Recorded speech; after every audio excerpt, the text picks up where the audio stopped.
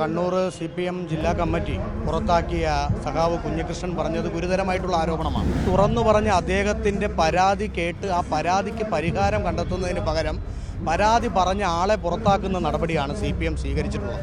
CPM നടത്തുന്ന ഈ തരത്തിലുള്ള തട്ടിപ്പുകൾക്കെതിരെ ജനം പ്രതികരിച്ചു തുടങ്ങണം. ഈ സംസ്ഥാനത്തെ ആകെ കട്ടുമുടിച്ചത് പോരാഞ്ഞിട്ടാണ് രക്തസാക്ഷികളുടെ പേരിൽ പിരിക്കുന്ന കാശ് കൂടി നേതാക്കന്മാരും പാർട്ടിയും വീതിച്ചെടുക്കുന്ന ഒരു സാഹചര്യം. പാർട്ടിക്കെതിരെ പറയുന്ന, പാർട്ടിക്കെതിരെ നിൽക്കുന്ന ആൾക്കാരെ 51 81 വെട്ടുകെട്ടി കൊല്ലാൻ മടിയില്ലാത്ത വലിയൊരു ഗുണ്ടാ സംഘങ്ങളെ വളർത്തിയെടുത്തുകൊണ്ട് വന്നിട്ടുള്ള പാർട്ടിയാണ് CPM.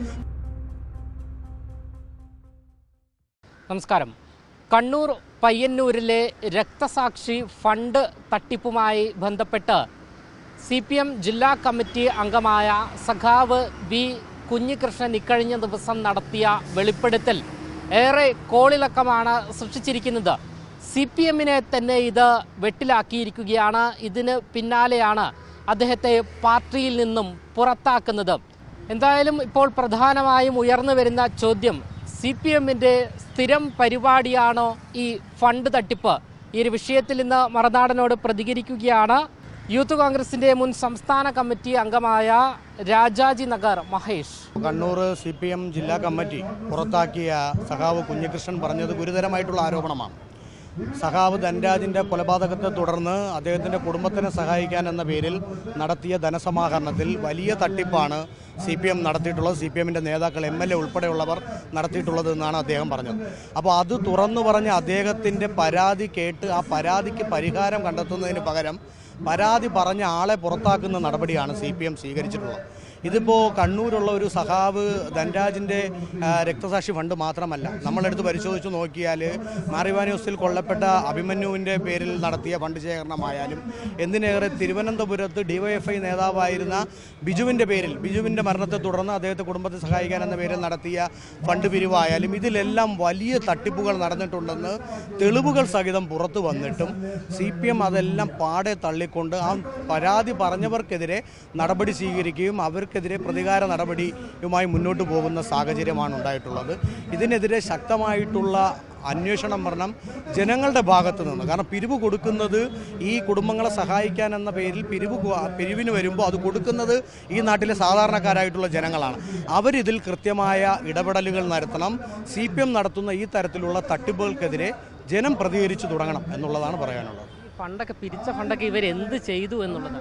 അല്ല, സ്വാഭാവികമായിട്ടും പാർട്ടി സഖാക്കൾ കൊല്ലപ്പെടുമ്പോൾ അല്ലെങ്കിൽ മരണപ്പെടുമ്പോൾ അവരെ കുടുംബത്തെ സഹായിക്കാനെന്ന പേരിൽ കോടിക്കണക്കിന് രൂപ പിരിക്കുന്നു. അതിൽ ലക്ഷങ്ങൾ, തുച്ഛമായ തുക മാത്രം കുടുംബത്തിന് കൊടുത്തുകൊണ്ട് ബാക്കി കാശ് മുഴുവൻ ഈ നേതാക്കളുടെ കീശയിലേക്ക് അല്ലെങ്കിൽ പാർട്ടിയിലേക്ക്, ഫണ്ടിലേക്ക് വകമാറ്റി ചെലവഴിക്കുന്ന ഒരു സാഹചര്യമാണ്. ഈ സംസ്ഥാനത്തെ ആകെ കട്ടുമുടിച്ചത് പോരാഞ്ഞിട്ടാണ് രക്തസാക്ഷികളുടെ പേരിൽ പിരിക്കുന്ന കാശ് കൂടി നേതാക്കന്മാരും പാർട്ടിയും വീതിച്ചെടുക്കുന്ന ഒരു സാഹചര്യം. അത് ചോദ്യം ചെയ്താൽ നാളെ ഈ പറയുന്ന ചോദ്യം ചെയ്യുന്ന പാർട്ടിക്കകത്തെ സഖാക്കൾക്ക് അവരും രക്തസാക്ഷിയാകുന്ന സാഹചര്യം. കാരണം അവർക്കെതിരെയും കൊലവിളി പ്രസംഗവും കൊലവിളി പ്രകടനങ്ങളും നടന്നുകൊണ്ടിരിക്കുകയാണ്. അപ്പോൾ ആ തരത്തിലേക്കാണ് പാർട്ടി ഇപ്പോൾ CPM മുന്നോട്ട് പോയിക്കൊണ്ടിരിക്കുന്നത്. ഈ കുഞ്ഞികൃഷ്ണൻ ഈ ഒരു ആരോപണം ഉന്നയിച്ചതിന് പിന്നാലെയാണ് അദ്ദേഹത്തെ പാർട്ടിയിൽ നിന്നും പുറത്താക്കിയത്. അദ്ദേഹത്തിൻ്റെ ജീവന് വരെ ഭീഷണിയുണ്ട് എന്നാണ് നിലവിൽ.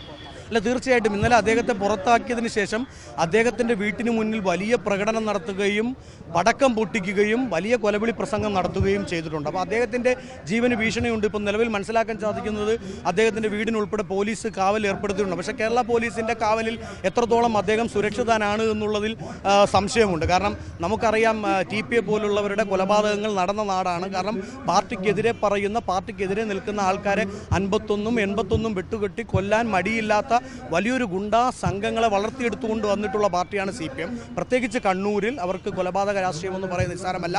അത് എതിർ രാഷ്ട്രീയ ചേരിയിലുള്ളവരായാലും സ്വന്തം പാർട്ടിയിലുള്ളവരായാലും പാർട്ടിക്കെതിരെയോ നേതാക്കൾക്കെതിരെയോ നിലപാടെടുത്തു കഴിഞ്ഞാൽ അവരെ കൊല്ലുന്ന രീതിയാണ് കണ്ണൂർ ഉൾപ്പെടെയുള്ള പ്രദേശങ്ങളിൽ CPM സ്വീകരിച്ചിട്ടുള്ളത്. അതുകൊണ്ട് കുഞ്ഞികൃഷ്ണൻ്റെ ജീവന് ആപത്ത് നിലനിൽക്കുന്നു എന്നുള്ളതൊരു യാഥാർത്ഥ്യമാണ്.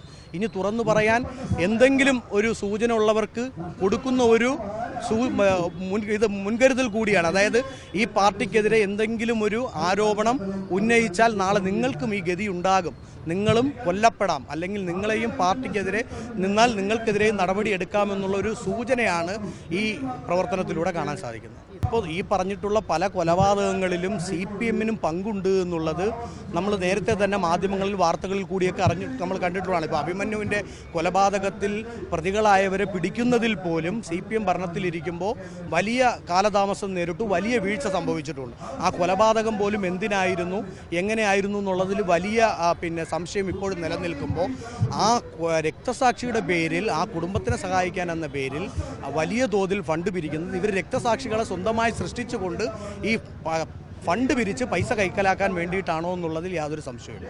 ഇതിൽ വലിയൊരു ആസൂത്രണം നടക്കുന്നുണ്ട് എന്നതാണ്. അല്ല, തീർച്ചയായിട്ടും കണ്ണൂർ കേന്ദ്രീകരിച്ച്, പ്രത്യേകിച്ചും CPM-ൻ്റെ കണ്ണൂർ ലോബിയാണ് ഇതിൻ്റെ പിറകിലുള്ള. കണ്ണൂർ കേന്ദ്രീകരിച്ച് കേരളത്തിലെമ്പാടും ഈ തരത്തിലുള്ള വലിയ ആസൂത്രണം, കാരണം പാർട്ടിയിലേക്ക് അല്ലെങ്കിൽ പാർട്ടി നേതാക്കളിലേക്ക് കാശ് എത്തണം.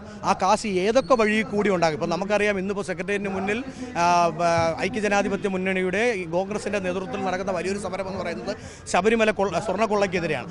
അതായത് ദൈവത്തിൻ്റെ സ്വർണം പോലും മോഷ്ടിക്കുന്നവർ സ്വന്തം സഹപ്രവർത്തകരെ കൊലയ്ക്ക് കൊടുത്ത് അതിൽ നിന്നും കാശ് പിരിച്ച് വീട്ടിലേക്ക് കൊണ്ടുപോകാൻ അല്ലെങ്കിൽ പാർട്ടിയിലേക്ക് കൊണ്ടുപോകാൻ യാതൊരു മടിയും കാണിക്കുന്നില്ല എന്നുള്ളത് ഒരു സംശയവുമില്ല.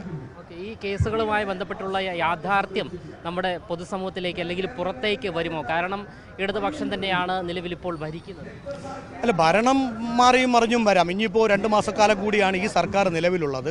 എന്തായാലും കേരള പൊതുസമൂഹത്തിന് നല്ലൊരു ബോധ്യം വന്നിട്ടുണ്ട്. കാരണം ഈ കള്ളന്മാരെ ഭരണത്തിൽ നിന്ന് ഇറക്കി വിടണമെന്നുള്ളത് കേരള പൊതുസമൂഹം തീരുമാനിച്ചിട്ടുണ്ട്. അപ്പോൾ അതുകൊണ്ട് തന്നെ ഭരണം മാറുമ്പോൾ ഇതിനെതിരെയെല്ലാം ശക്തമായ അന്വേഷണവും നടപടിയും ഉണ്ടാകുമെന്നുള്ളതിൽ യാതൊരു സംശയവുമില്ല. അത് പൊതുജനത്തിനും മനസ്സിലായി. കാരണം ഇവരെ അധികാരത്തിൽ നിന്ന് ഇറക്കിയാൽ മാത്രമേ ഇപ്പോൾ ശബരിമല സ്വർണ്ണക്കൊള്ളയായാലും അല്ലെങ്കിൽ ഈ തരത്തിൽ രക്തസാക്ഷികളുടെ പേരിൽ പിരിക്കുന്ന ഫണ്ടിൻ്റെ ക്രമക്കേടിലായാലും കൃത്യമായ അന്വേഷണം നടക്കണമെങ്കിൽ CPM അധികാരത്തിൽ നിന്ന് മാറണം. കാരണം ഇവർക്ക് തുടർ ഭരണം കൊടുത്തു കഴിഞ്ഞാൽ ഈ നാടിനെ കുട്ടിച്ചോറാക്കുമെന്നുള്ളത് ഏറെക്കുറെ ജനങ്ങൾക്ക് ബോധ്യമായിട്ടുണ്ട്. അതുകൊണ്ട് തന്നെ CPM ഭരണത്തിൽ നിന്നിറങ്ങിയാൽ ഇതിലെല്ലാം കൃത്യമായ അന്വേഷണം ഉണ്ടാവും, അത് കൃത്യമായി നേതാക്കളിലേക്ക് എത്തുകയും ചെയ്യുമെന്നുള്ളത് CPM-നും പേടിയുണ്ട് എന്നുള്ളതിൽ യാതൊരു സംശയവും.